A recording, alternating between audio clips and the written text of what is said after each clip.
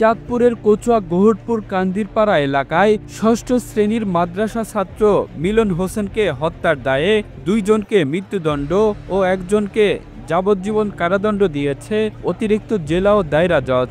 মঙ্গলবার দুপুরে আদালত 2-এর বিচারক সৈয়দ তোফাজ্জল হাসান হিরু এই রায় দেন। আসামিরা এই মাদ্রাসার অল্প বয়সী মাদ্রাসার ছাত্রটিকে গলা চাপিয়া ধরিয়া পানিতে চুবাইয়া হত্যা করে।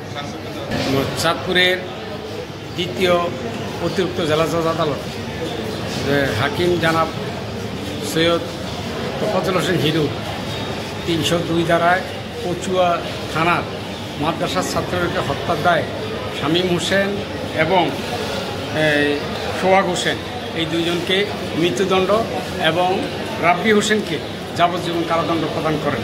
আমরা রাষ্ট্রপক্ষ এই রায়ে সন্তুষ্ট। মৃত্যুদণ্ডপ্রাপ্ত আসামিরা হলেন শামীম হোসেন ও সোহাগ হোসেন এবং যাবজ্জীবনপ্রাপ্ত আসামি হলেন রাব্বি হোসেন। রাষ্ট্রপক্ষের আইনজীবী কামাল উদ্দিন জানান, 2015 সালের 29 জুন দণ্ডপ্রাপ্ত আসামিরা মাদ্রাসা ছাত্র মিলন হোসেনকে হত্যা করে লাশ মাটি চাপা দিয়ে রাখে। পুলিশ লাশ উদ্ধার করে।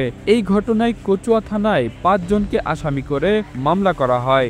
দীর্ঘ তদন্ত শেষে আদালতে চার্জশিট দাখিলের পরপর আদালত 2 জনকে খালাস দিয়ে 2 জনকে ফাঁসি ও 1 জনকে কারাদণ্ড প্রদান করেন। Kamrul Islam, the news Bangladesh, national desk.